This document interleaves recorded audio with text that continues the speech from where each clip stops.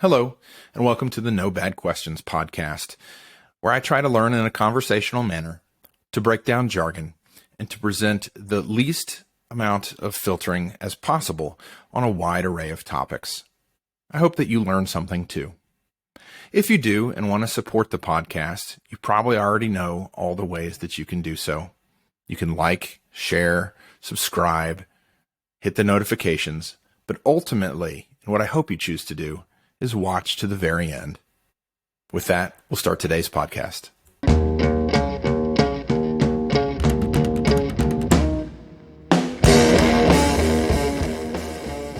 Hello and welcome to this week's episode of No Bad Questions. I am excited this week to have a colleague, a friend, Will Chinn, on the podcast.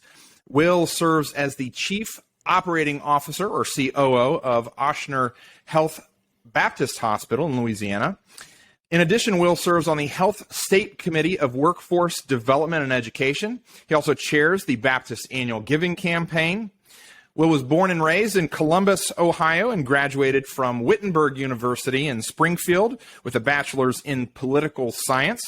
From there, he went on to earn his Master's of Health Administration from Xavier University, Go Musketeers, in Cincinnati, Ohio.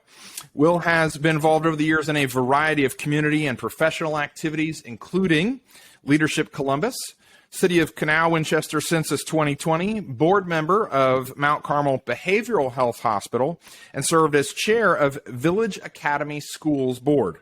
He's a fellow of the American College of Healthcare Executives and a member of Healthcare Financial Management Association, or HFMA.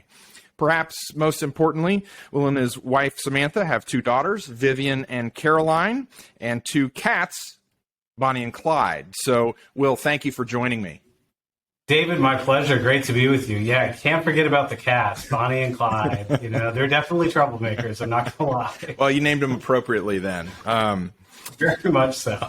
So, Will, I think probably everybody out there who might listen to this, all, 50 of them or whatever, are probably familiar, whether they work in healthcare or not, with what a healthcare or hospital CEO does. But not all of them maybe are familiar with, perhaps even people in healthcare, with what a chief operating officer of a hospital does. So, what is a COO? Sure, absolutely. Well, I've watched some of the podcasts, so I count in that 50, just so you know. And I know that number is going to go up as time goes on and you continue to build viewership base. Because I think educational opportunities like this, talking to either people that are in healthcare, to your question, or people that are thinking about getting into healthcare, right, understanding the maze of leaders and how hospitals are run, it's taken me a lifetime to really figure a lot of this out. So a chief operating officer, if you think of somebody juggling a lot of balls, that's basically what I do every day. And each of those balls being quality, patient experience, colleague satisfaction, core business things like growing our access for patients, and making sure our financials are in order, recruitment. Part of the thing that I love about being a COO is I get to really be involved in all facets of our business, whether it's working with our marketing team, our legal arm, all the way to the core things that I run. So in my role as COO, my hospital is about $375 million a year of net patient revenue, and just shy of 200 beds. So we have about 1,600 colleagues, and about half of them report up through me. Okay. The other half report up through our chief nursing officer. They're kind of like our med-surg floors, our emergency room. I oversee all the support services that help the nurses and everyone else do their work. Things like security, food services, housekeeping, lab, respiratory therapy, all those who report up through me. In addition, I'm over all of our imaging departments, our surgery program, and of course, all of our clinics. And I'm very blessed to work with some of the best and brightest physicians and providers APPs in Louisiana. I have 150 employed doctors, over 30 specialties at my campus. So about 700 of those colleagues, report up through my amazing team that, is constantly working to provide all those things that I said, all those different balls in the air, right? For our patients. So I like the balls in the air. I sometimes in healthcare, I go back to like the old days of David Letterman and Johnny Carson. The guy come on and spin the plates, right? And sometimes I drop a plate. Well, right? I was going to ask. So all these things, whether it's balls in the air or spinning plates, one of the things that maybe isn't understood well is, are any of those allowed to drop? Right? Or do you literally have to keep them all in the air? Because I think that's a different game. It's a different act, to stretch the metaphor on the late night. If you can drop some of them, and that's part of the act, and just because of, and by that I mean you're not intentionally abandoning it, but it's just a necessity that you prioritize some things over others in given moments. Some things may get left behind, or is it truly where nothing is allowed to be left behind? Sure. Well, it definitely depends on the situation. But, to your point, you're talking a little bit about healthcare specifically and juggling the balls. I definitely believe, for me, healthcare was a calling. And it's truly like the greatest privilege of a role I can think about, to have a fingerprint on caring for the community and, frankly, helping other people. Very simply, I always say, I want someone to run a hospital that cares as much as I do one day when I need a healthcare environment. Right. So it truly is a balancing act, around all those things. So, I feel very lucky. Both my parents were in healthcare, so they were definitely always whispering in my ear as I was growing up. Obviously, as you said, I'm a political science major. Healthcare, hospital work was not my first intention. When I went into school, I really didn't know what I was going to do. But the conversations that I had with my mom, who's a nurse, and my dad, who's a pulmonologist, both almost retired now. My dad's retired. Mom's almost there.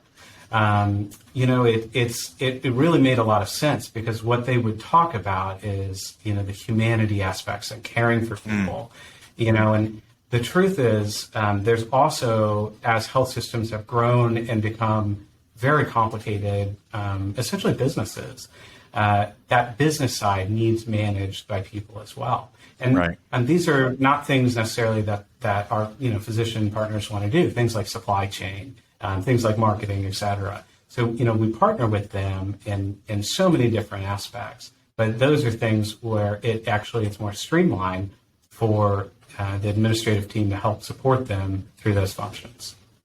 Okay. And so you kind of mentioned it, and I was going to go there, because in part, perhaps somebody out there is younger and thinking about their career, or maybe they're mid-career and thinking about a career change. How did you get from poli-sci to, you had the family pressure, we'll say, the family influence, will be kinder and phrase it that way. But how'd you get from poli-sci into switching over into the health administration? Yeah, well, to be honest, no, it wasn't really family pressure. My dad had no idea what administration did. So he would kind of be like, what are you doing again, for many years, for a long time? He'd be like, wait, what is this? Very simply, I did an internship at a physician's office, and I saw the business side and the lack of kind of just this wide open opportunity, and knew that I needed to get more education. So at that point, I started pursuing a master's in healthcare administration, and ultimately, as you mentioned, went to Xavier in Cincinnati, Ohio, and that just opened up so many doors and so much opportunity. I intentionally chose that program for my master's degree because it required an in-person full-year residency or fellowship, which is essentially you get to work for a hospital or a health system under the guidance of a senior leader. I was very blessed to do my fellowship at Cincinnati Children's Hospital under a wonderful leader named Dee Ellingwood, who served as the senior vice president of all the business and growth and elements like that. And Dee's mentorship, both formal and informal throughout the years, is something that we continue to this day. And it really set me on the path of where I started understanding healthcare at a whole new level. So it was really a kind of like an internal realization of how much opportunity there was to be a part of something bigger than yourself, and just to kind of really pursue that. So I love healthcare so much. I would tell every young person out there that is looking, to build a career, healthcare is absolutely the place to be. The amount of opportunity to get involved is at so many different levels. And health systems are so large that I truly work with young professionals all the time in so many different areas. I've rattled off a couple, like supply chain marketing and legal, but also for those that want to work close with the physicians, we have all types of opportunities like clinic managers. And then, of course, anyone that's in nursing can ultimately become a nursing manager, et cetera. So, I enjoy getting to work, with all of them. And where you and I professionally started working together was in the finance world. Right. So, eventually, as my career had grown, I became the director of finance, which essentially is a site CFO of a hospital in Columbus, Mount Carmel Health System. And that opportunity in itself is a whole new world of healthcare. Everything from patient registration and more frontline, all the way to back end, financial revenue cycle, bill dropping, making sure that we're partnering correctly around our coding, in partnerships with our insurance companies and things like that. So the amount of opportunity in healthcare, no matter whether you want to work really closely with physicians, whether you want to be behind the scenes support, or everything in between, is huge. So that fellowship program is something that Ochsner takes very seriously. We have about 20 new fellows a year. Wow. So in the 3 years that I've been here with Ochsner, I am getting to work with my third fellow full-time based here at Baptist. We do actually have finance fellows that rotate through. They spend a couple months with us. So I probably worked with 6 or 7 of fellows that are right out of their MHA programs, very early on careerists, and just open their doors to be like, let's spend a day in the OR, let's spend a day learning about clinic operations, getting to see the board meetings and things like that, and then ultimately to high-level project work and really to grow their career and things like that. So just a wonderful place for folks to learn and grow no matter what you want to do. I love the investment in upcoming workers and leaders. And I think that, the country, the world, everybody who after World War II had a baby boom has a major demographic shift going on. And I speak with some of my other guests about leadership development and mentorship in particular. As of this recording, it hasn't been published, but episode 6, we talk mentorship. And so there's a couple things that you just mentioned that I want to get into in more depth, but in particular, let's swing over into mentorship for a moment. Do you feel that in the healthcare space, since we're kind of specific today on this podcast about this career and this job, do you think that it's essentially required to have a good mentor to be successful? Or can you, I don't want to say go it alone, but can you retain success? Maybe it's harder without a mentor. Yeah, it's a great question. And I've got lots of thoughts, around the topic. I mentioned that my preceptor, which turned into a mentorship, and my career has definitely been very blessed to have very solid individuals that took an interest in me and professionally and kind of where I was going and would help with either projects or just opportunities to continue to expand my universe. And I'll tell you, in healthcare, when you learn something, you realize how much more you don't know. It's that big and complex. I'm I'm 40 years old now. I was lucky enough to say that I was site CFO of a hospital at 32. I became president of a small hospital at 36. And I'll tell you, I learn new things every single day, because I'm just surrounded by incredibly talented minds, and across the board. So mentorship for me has meant a tremendous amount, because a lot of where those opportunities that I've had and where I've got to go has just been through, being pushed sometimes, being pulled other times. So I personally, a part of like my philosophy, I talked a little bit about the fellowships, but I mentor several individuals, and some are mid-careerists, some are early careerists.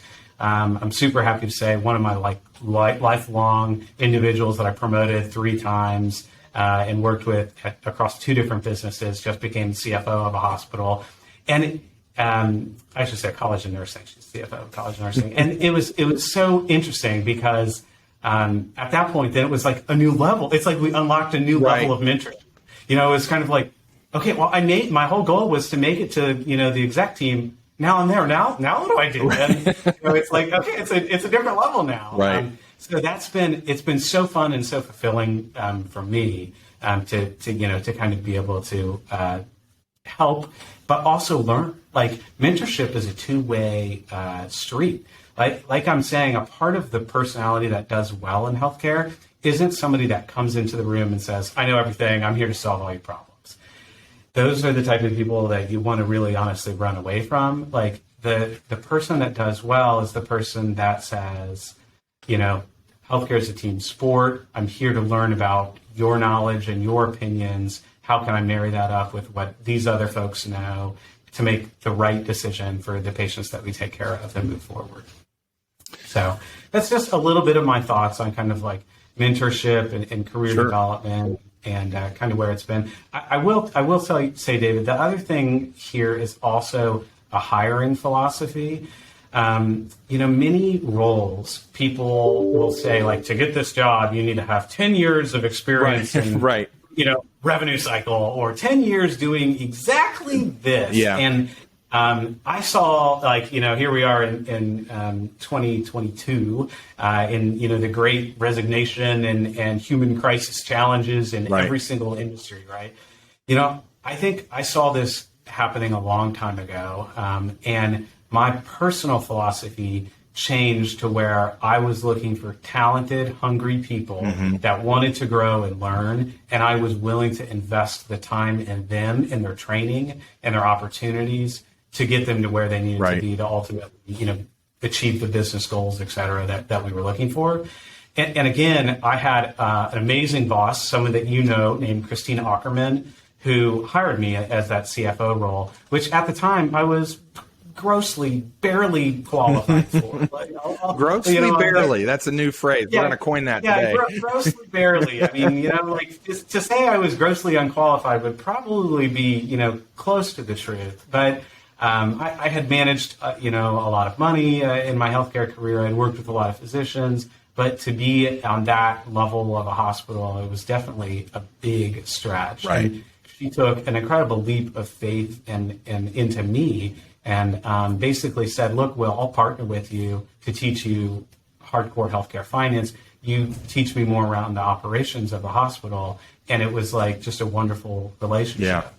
And, ultimately did big things in that job with her constant tutelage and her constant training. So I think that's just a great example of the thought process that we all need to adopt to be successful in continuing to navigate these human challenges that people are seeing.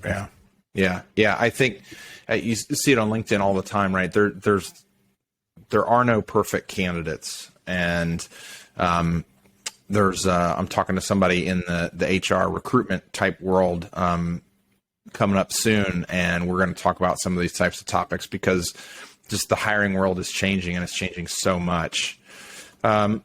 Let's zoom back. Oh. And to be honest, what people want out of their job is changing too. True. Are you familiar with the term quietly quitting? Have you heard that? Yes. In the last few weeks, I've seen that just 100 articles pop up around that, I feel like.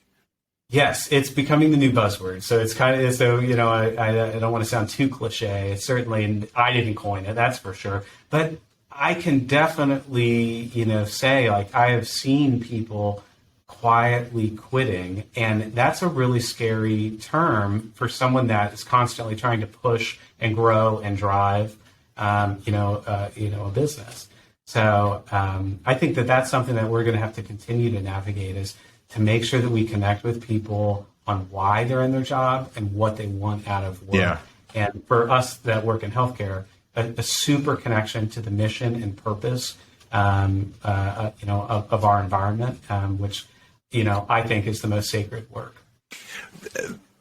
This is a bit of a tangent, but on the quietly quitting topic, this phenomena, this buzzword, this whatever, I've been wondering how much of that is also tied to demographic shifts, because I believe it's fairly true as a broad generalization, and I will caveat everything I'm about to say as a broad generalization, that two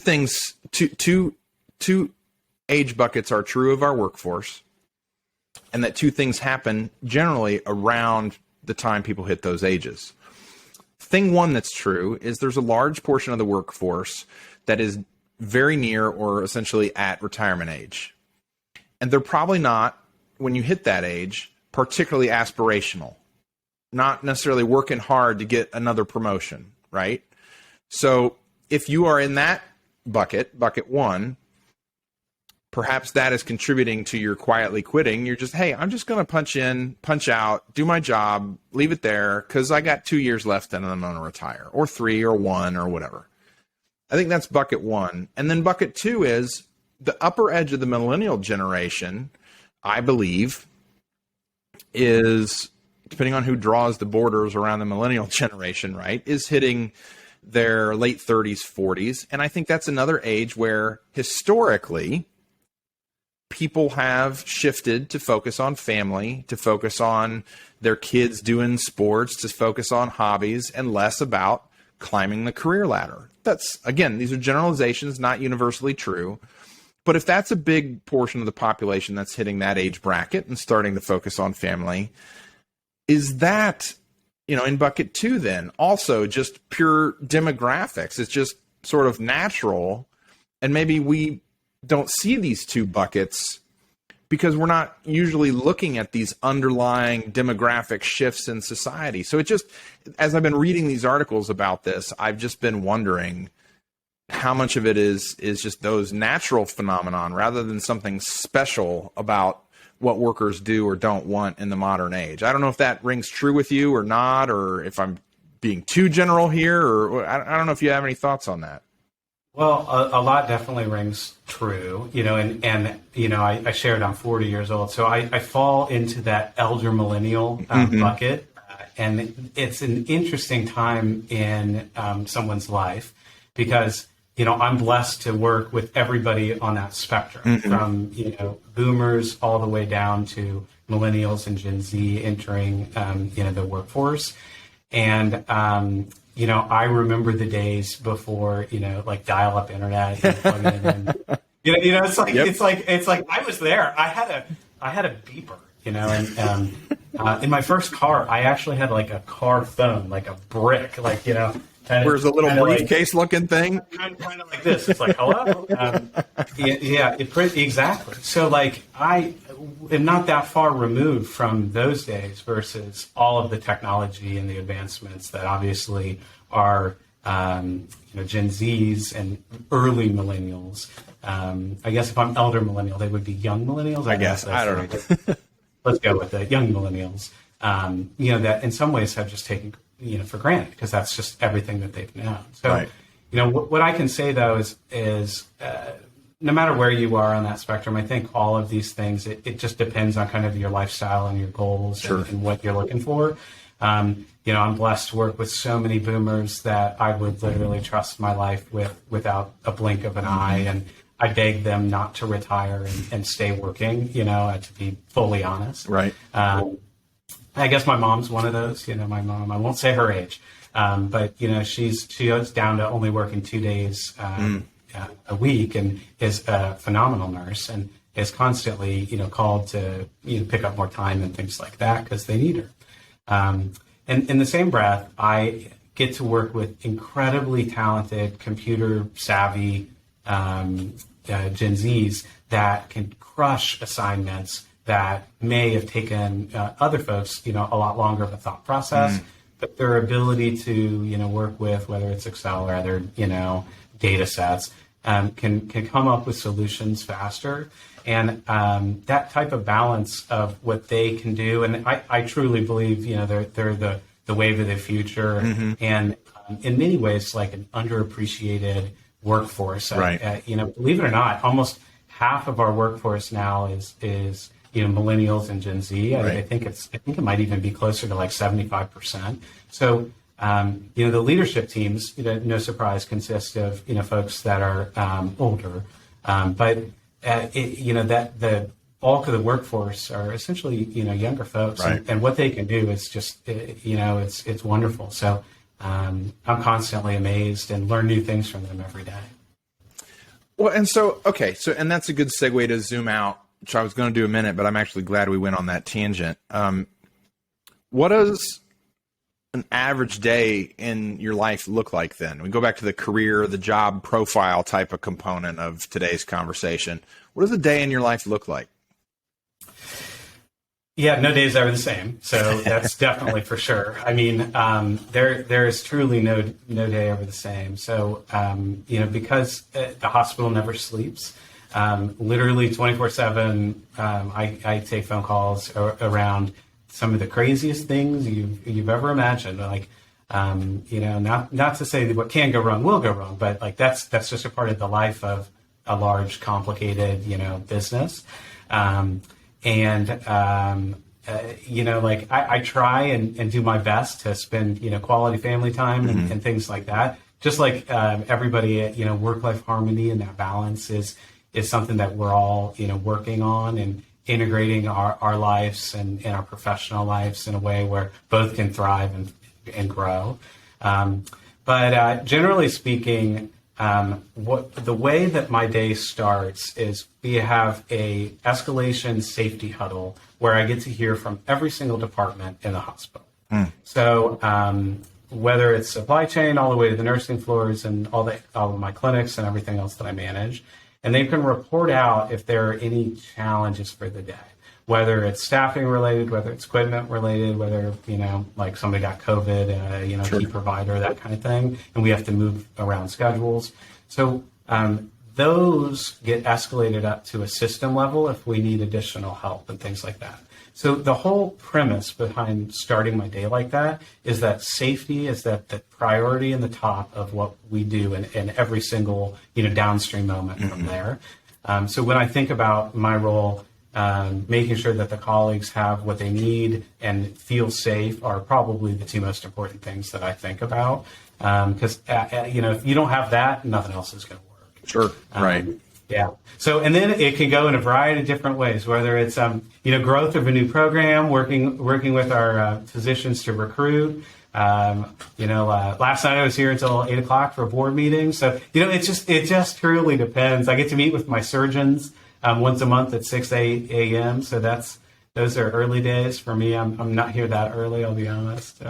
But so it's truly the variety. Then that's what I love about my job. Yeah. When I say no days are the same, I mean no days are the same. Okay. So if somebody wants to get into healthcare, we've covered it's huge and you have many opportunities. Depending on the role, you may have either some similarity from day to day. Perhaps if you're somebody who does the coding of charts or you're checking patients in versus you in administration or somewhere else that's got variety from day to day to day to day. So you've got this wide range of opportunities in healthcare, and I love that. But I have to wonder, because often media shows, I remember one of the seasons of House had the big bad administrator who came in, and I didn't hear you mention the part of your day where you're sitting in your office with your feet on your desk, like plotting ways to put the squeeze on people and the bottom line. So Do you not do that, or is that not part of your day? Well, my favorite part of the day is definitely rounding and talking with colleagues, not feet up on the desk. Remember that whole ball plate juggling, conversation? Certainly one of those balls is finance. And, when I was a CFO, I would always reference the line of, we were very blessed at that health system to have a sister as one of our board members, Sister Barbara. And she would constantly say, no margin, no mission. And what that means is you have to produce enough money to cover operating expenses and then ultimately have a little bit extra to grow and reinvest in the community and the physical assets of a hospital. Think about it like we have very expensive machines here. I have machines that are over $4 million in the hospital. So we have to, make sure that eventually they're going to age out, that we have the reserves. Yeah, need new ones. Yeah. Things like that. Yeah. So finance is definitely one of those balls that we juggle and the balancing act. And that's what makes healthcare extremely challenging, is certainly not all of the work that we do produces money. So we have to balance out our more profitable areas with areas where we're not making money, and that responsibility is heavy because it truly is a balancing act. And I would say in my entire career, I've been at a couple different health systems and I've worked with a lot of different leaders. Everybody understands and appreciates that balance, and they know that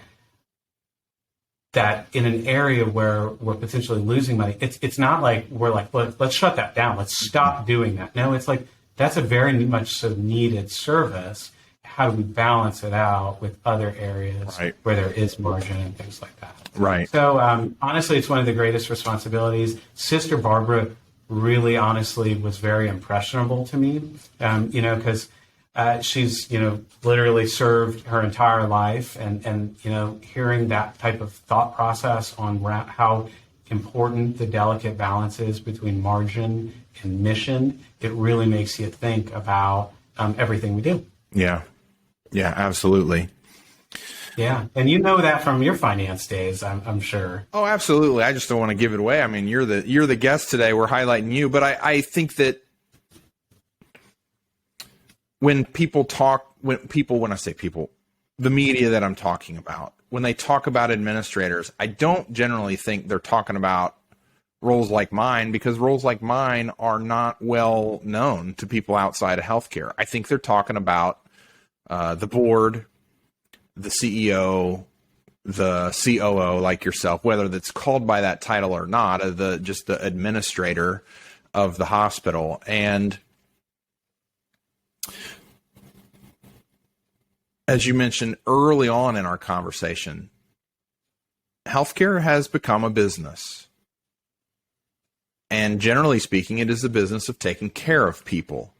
And it has its pluses and minuses. My most two recent guests, as of this recording, episodes 4 and 5, we talk about some of the gaps, infection control, value, etc. in healthcare. But I think we do a lot of things right as well. And I think that's a different version of keeping those balls in the air, of spinning the plates, is trying to keep going what is going well while improving the system overall. And I heard an expert recently point out that healthcare in the United States is something like a $3 trillion industry, which is larger than like all but 20 other countries in terms of scope. That's a big ship to turn. Mm-hmm. That's a big ship to turn. It is a big shift to turn. And, for those that follow healthcare very closely, know that many of the providers to the hospital systems are struggling financially. They're not in strong financial positions. That's like an understatement. Right. Largely throughout COVID, many have been propped up through heavy federal support and dollars and things like that. And on the flip side, you'll look at the margins of many of our insurance companies been very strong. So that is definitely something that's going to need to continuously be massaged and looked at. Otherwise, there will be, some major changes for many hospitals across the United States. In general, we have about 5,000 hospitals in America, and part of the thing we're really going to have to look ourselves in the mirror and answer is, do we need all these hospitals and all these communities doing all these exact services? And, I think I read an article over the weekend about 9 hospitals that are ending labor and delivery services across the country. So, sure. And that is a service that traditionally is not very profitable. It's very expensive to maintain the amount of 24/7 support, physician support, et cetera, and things like that. So hospitals are starting to make those decisions of, let me consolidate this service and stop doing it at this site and this site. Now, the folks in that community will instantly say, like, but I need my local hospital, right, my emergency room. And look, I always say healthcare is local. People are very connected to their hospital, and it's an institution that provides stability for the community. So how we navigate that is, I wish I knew, because sure, literally I'll be looking 10 years back at my comments here and saying, man, I wish I knew what I knew then now. Right. But it's definitely really going to be an uphill challenge for hospitals and health systems to navigate, because nobody knows how this is all going to shape out. But at the end of the day, no margin of mission, right? Right. Well, let me. So I was thinking about this ahead of time, and I know we did some pre-work to try to cover some of the topics. So this one's probably another curveball, but I was thinking about healthcare disruption yesterday, and part of that was because I made a purchase from Mark Cuban's drug company and made a lot of savings, and it was great for me as an individual. That's a massive disruptor. He's doing some major work there that's going to disrupt pharmacy as an industry. Disruption might be what's needed to turn that ship of American healthcare. And when I say disruption, I mean non-established players coming in and tipping over the apple cart. Do you think that hospitals are, caveating both that you work for a hospital and that you're speaking only as Will Chinn and not on behalf of your hospital, I'll do that caveat for you. Thank you. Do you think that hospitals are too entrenched in, air quotes, the way we've always done it, to be the disruptor that the industry needs?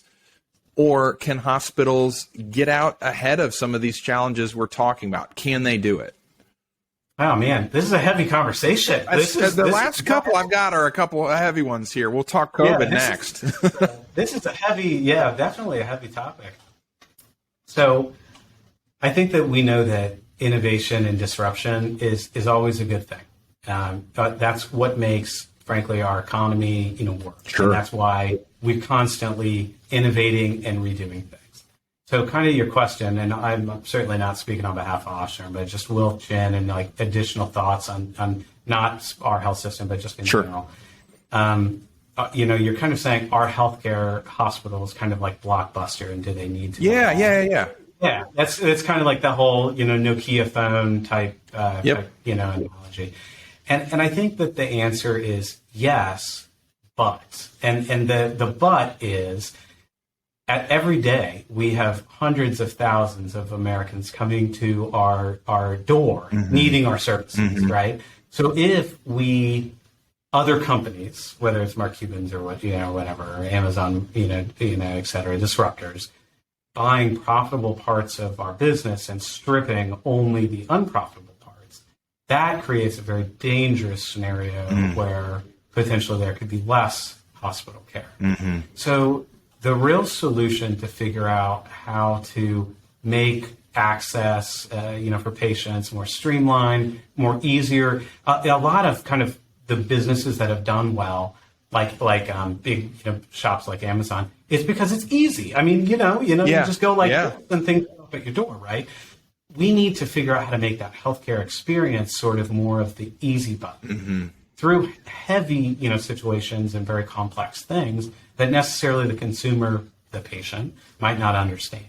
So that type of forethought and forward thinking, I will tell you that best minds in our industry are working on trying to navigate hospitals, health systems, to find that perfect panacea of the integration of digital medicine, whether it be virtual visits, all the way to making sure that the comments in our industry has been, you never discharge a patient. That's been something that's been said in many different ways. Essentially what that means is our relationship with that individual needs to exist beyond the footprint of the hospital. Right. So a lot of companies, that are trying to enter healthcare are doing like wearable technology, including Apple. You've got your little Apple Watch, and it'll mention if you fell and things like that. Those types of services, especially as they continue to go on through, heart rate monitoring and other, key elements around diabetes and things like that. That type of information coming back to your physician only makes the relationship and the interdependence of healthcare potentially stronger. So the health systems that figure out how to partner with disruptors or be the disruptor, I think will do really good things. One example in the industry is a company called Civica RX. David, I'm not sure if you're ever familiar with them. I've not heard of them.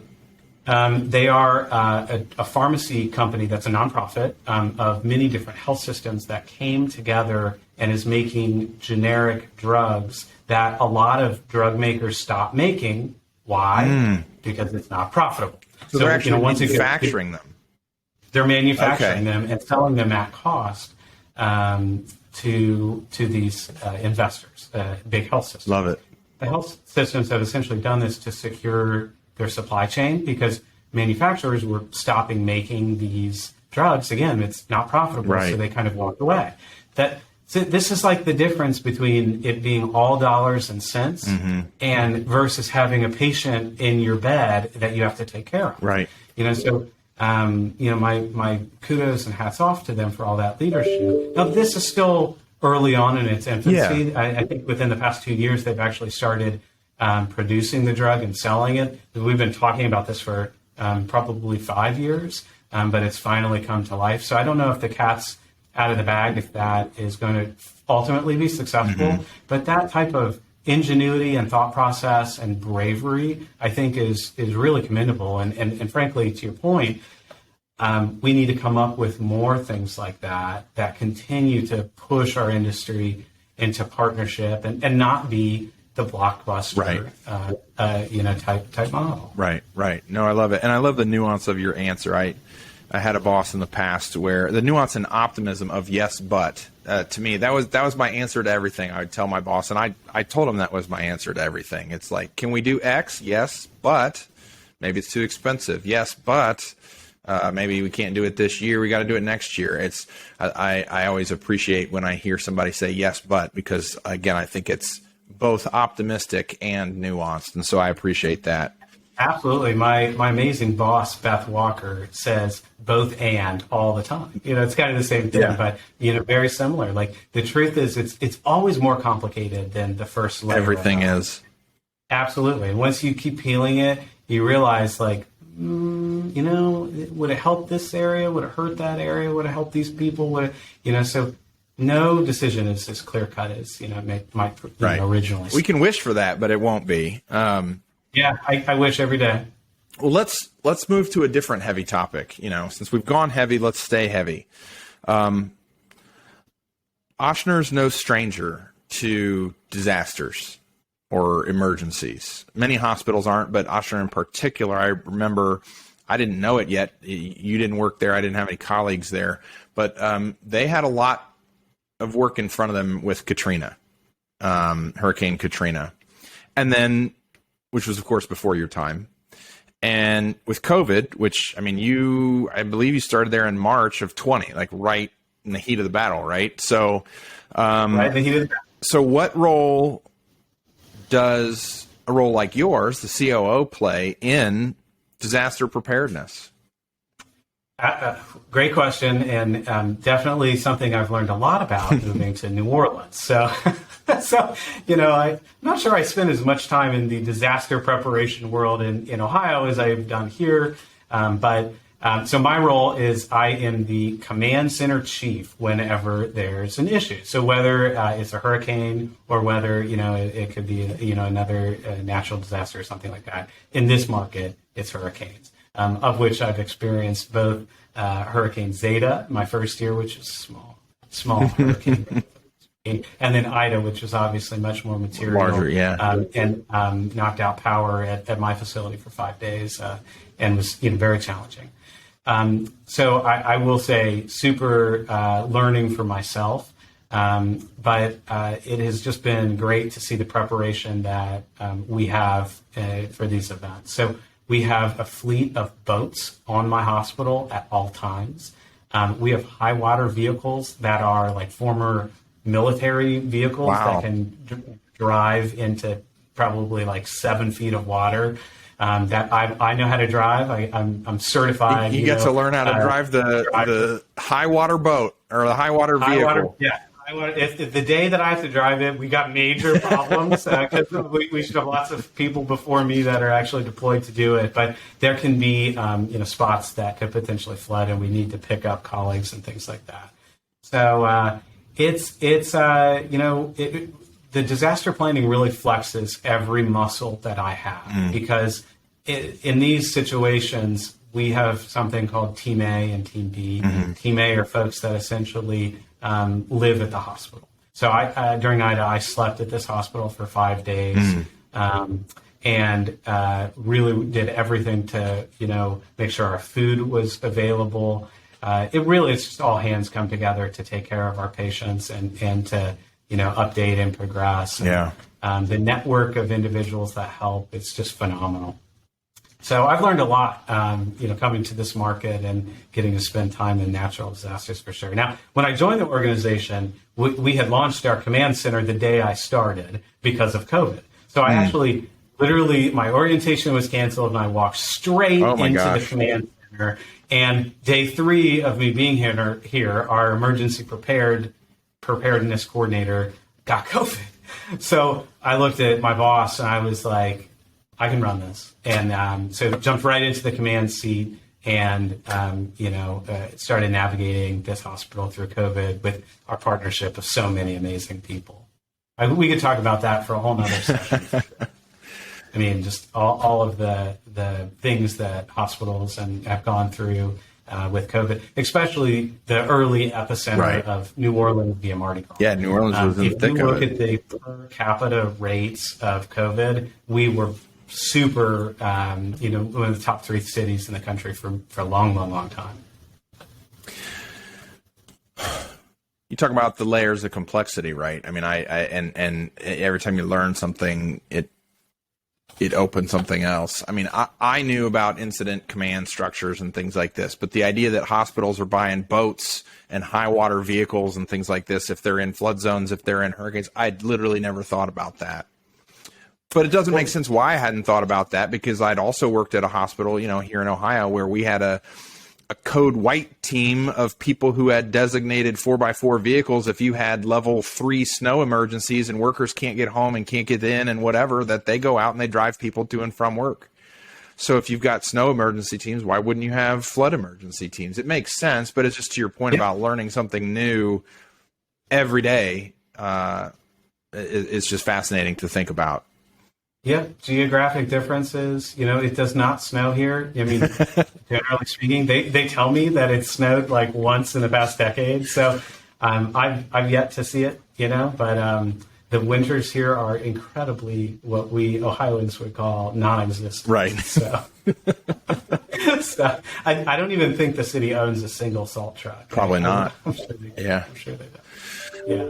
But I mean, in all seriousness, hats off to our entire emergency preparation team and all the work that they do to think about things that you don't necessarily even need until you need them. I have probably 20 different emergency cell phones on different carriers, AT&T, Verizon, et cetera, in case the towers go out. Interesting. All types of preparation. Yeah, interesting. Well, thinking of things that you either don't want to need or perhaps don't think you'll need, I think there's been an increasing number of articles. I don't know if it's COVID. I don't know if it's societal norms I don't know if it's increasing challenges with mental health, but I've been reading an increasing number of articles over the last couple years of violence in healthcare, specifically against medical workers. And I believe you said one of the areas that routes into you from a chain of command type of thing is security. And have you seen that where you've had to step up to hire more people, to put in more physical barriers in the hospital? Are you seeing those types of things? And does it concern? I mean, if it's true, I'm sure it concerns you, but I mean, how does that play out with the staff? Because you don't want to feel like you go to work in a prison or something like that. What are the dynamics of that look like? Sure. There's a balancing act to all of that, right? Well, what I like I said earlier, when I think about all the things that I do, safety is the most important thing that I do. Mm-hmm. And I say that almost like in a dual way, where it's the physical safety of, frankly, everyone that, enters our properties mm-hmm. here on campus, and also the clinical safety of patients. Sure. So that's always top of mind. But, to your question, we're talking about physical safety of campus. And, to answer your question, yes, and yes. Mm-hmm. I mean, I think COVID challenged our population through isolation. Mm-hmm. So as people are emerging and coming back to real life, in some ways, they've kind of forgot how to interact with other people. With others. So I think whether it's healthcare or retail, customer service, people are seeing these challenges for sure. So, we have added security. We've added, additional presence on our campus, both inside and outside of the hospital walls. We've added physical things like metal detectors mm-hmm. as well, and things like that. I'll share with you the worst day of my career when I was the president of a small hospital in Canal Winchester, where a patient drove his vehicle through the front door of the hospital. It killed one of my colleagues and a patient checking in. And, this hospital was about 190 colleagues. And I'm telling you, it was truly the most difficult time ever. And not that I didn't think about safety before that, but that moment has forever changed how I think about safety and everybody that enters our environment, and just this awesome responsibility that we all have for each other, mm-hmm. And to make sure things like that never happen again. And certainly, physical assault of colleagues happens. And it's something that more and more states across the country are really starting to take a good look about charging a felony assault to individuals that hurt and attack a healthcare worker. And that is something that actually Louisiana has recently put in place. So, many of our health leaders spoke, during the sessions, during the legislative sessions in support of this. And, just really want to make it known that just because you're having a bad day doesn't mean you get to take a swing at something right. and things like that. Right. And we know that these are emotionally challenging times. I mean, I always say to people, nobody actually wants to be in the hospital. These are unplanned moments. These are, moments of fear and misunderstanding. And so the emotions around that run high. And the reality of every hospital is that, we deal with end of life situations. People die in hospitals.